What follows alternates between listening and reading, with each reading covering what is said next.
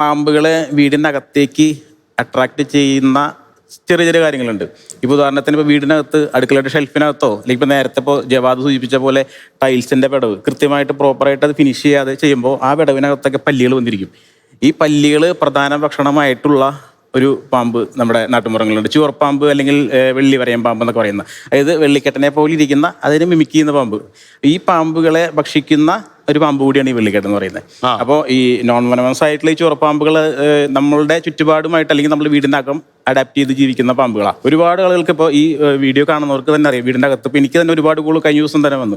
വീടിനകത്ത് അടുക്കളയിൽ അല്ലെങ്കിൽ ഈ പറയുന്ന ടൈൽസിൻ്റെ വിടവുകളിൽ നിന്ന് ഇതുപോലെ അതുപോലെ ബാത്റൂമിൻ്റെ ഡോർ ഫ്രെയിമിനുള്ളിൽ നിന്നൊക്കെ കുഞ്ഞുങ്ങൾ ഒരുപാട് വരുന്ന സംഭവങ്ങളുണ്ട്. അപ്പോൾ അതൊന്നും മീഡിയയിൽ അറിഞ്ഞിട്ടില്ല, നമ്മൾ അറിയിക്കില്ല നമ്മൾ, കാരണം നമുക്കതറിയാം ഇന്ന പോലെയാണ്. അവിടെ കൃത്യമായിട്ട് സർപ്പാ ടീം അവിടെ ചെന്ന് പരിശോധിക്കുന്നുണ്ട്.